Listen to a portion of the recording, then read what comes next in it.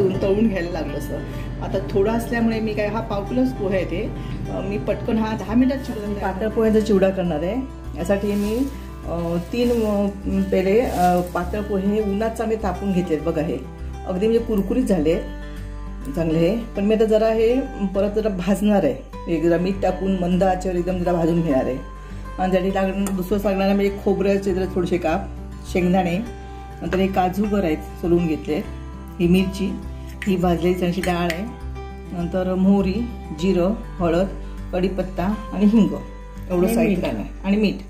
तर पहिल्यांदा मी काय करते या कढईमध्ये कढई जर एकदम कमी गॅस जर तापली कमी गॅसवर ठेवणार त्या कढई तापत ठेवली आहे. ह्याच्यामध्ये 1 चमचा मीठ घालते आणि ह्या मिठावर मी हे पोहे भाजून घेणार आहे.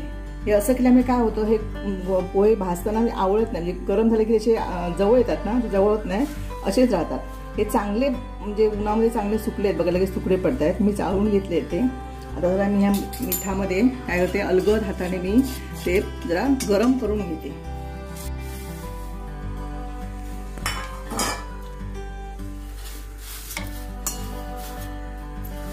ते मोडता कामाने म्हणून असे अलगद हाताने हे परतून जरा गरम करून घ्यायचे, म्हणजे तो चिवडा चांगला कुरकुरीत राहील.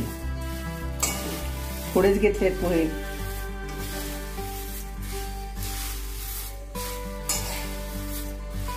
पोहे भाजताना मीठ का घालायचं तर मीठ घातल्यामुळे हे पोहे आहेत ना ते म्हणजे आवळत नाहीत.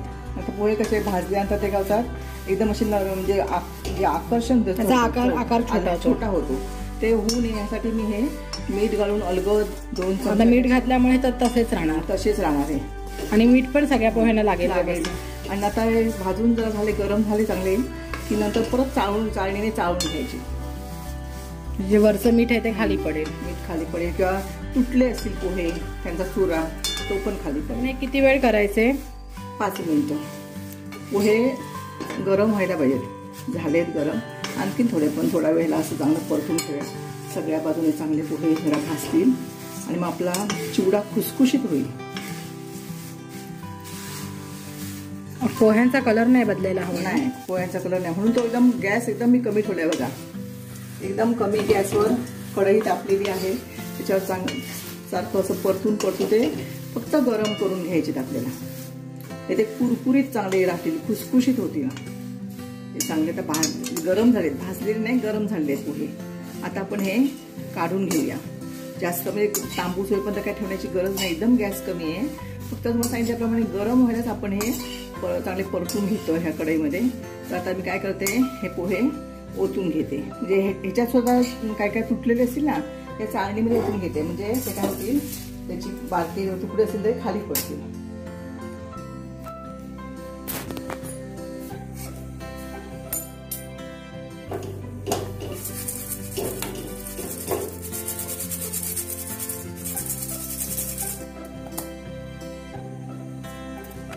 पडलं ना. हे बघा हे मीठ त्याच्यामध्ये घातलेलं मीठ आणि आपण परत तरी काय काय पोहे मोडले असतील तर त्याचे हे छोटे छोटे तुकडे त्याचे खाली पडले. आपण चिवडा केला की खाली जास्त असा बारीक बारीक हे राहणार नाही, चुरा राहतो तो राहणार नाही.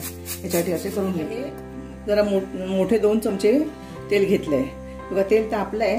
आता आपण याच्यामध्ये मोहरी घालूया पहिल्यांदा.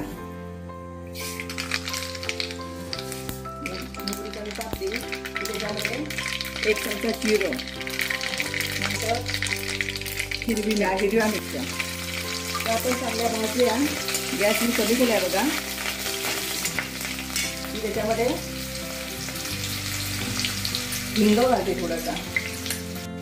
थोडा नंतर मूग भाजून कढीपत्ता घालते.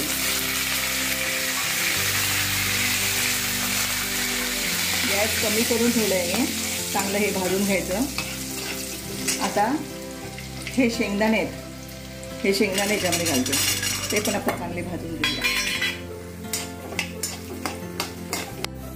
शेंगदाणे खोबरं भाजायला वेळ लागणार म्हणून मी आता हे खोबऱ्याची कापं घालते. चांगला पण जरासा गॅस मोठा केलाय, चांगलं परतून घेऊया.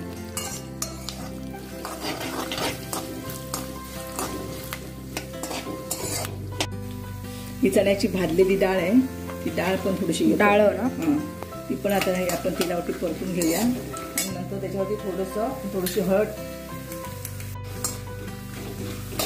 हे बघा चांगले भाजत आलेत बघा. हे काजू पण भाजलेत, खोबरं भाजले, शेंगदाणे पण चांगले फुललेत बघा.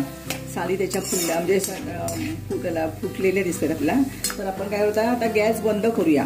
चांगला रंग बदलला. हे आपले शेंगदाणे, काजू आणि खोबरं चांगलं भाजलं गेलंय.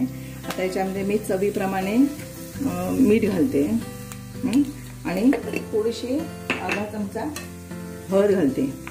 आणि आता मी गॅस बंद करून ठेवणार आहे. फोडणी थंड झाली की नंतर मी त्यात पोहे घालून परतणार आहे.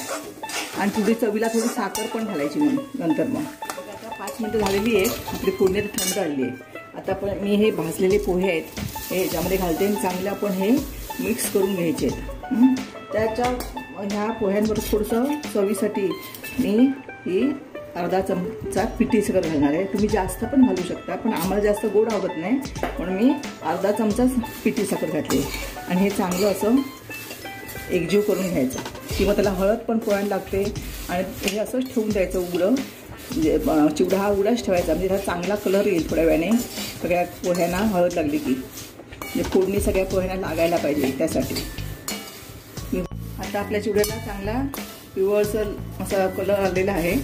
आता हे असाच आपण थंडगार ठेवून द्यायचा आणि नंतर एका स्वच्छ कोरड्या बरणीमध्ये भरून ठेवायचा की तो आपला चांगला 7-8 दिवस तसाच कुरकुरीत चिवडा राहील. हा आपल्या फोन कॅमेऱ्यामध्ये दिसत नाहीये, पिवळा कलर आलेला आहे. पण हा तासभर थंड करून असाच चिवडा ठेवूया. हा कढईतच ठेवायचा, कढईतच ठेवून द्यायचा. नंतर मग बरणीमध्ये पूर्ण थंड झाला, पूर्ण जरा सुद्धा एकदम गार झाला की नंतर भरून बरणीत ठेवायचा की अजिबात तो मऊ पडत नाही, तसाच कुरकुरीत राहतो. दिवाळीच्या फराळापैकी एक पदार्थ आपला तयार झालेला आहे फक्त 10 मिनिटांमध्ये. म्हणजे याला इतकाच वेळ लागतो फोडणी करायला वगैरे. जास्त प्रमाणात असेल तर मग थोडा वेळ जास्त लागला असता. आपला मग प्रत्येक काजू किंवा शेंगदाणे, सुकं खोबरं वेगवेगळं भाजून तळून घ्यायला लागलं असतं. आता थोडा असल्यामुळे मी काय हा 1/2 किलोच पोहे आहे ते मी पटकन हा 10 मिनिटात चिवडा तयार झालेला आहे. तुम्ही पण असा चिवडा करा आणि तो कसा झाला आहे ते आम्हाला कमेंटमध्ये कळवा.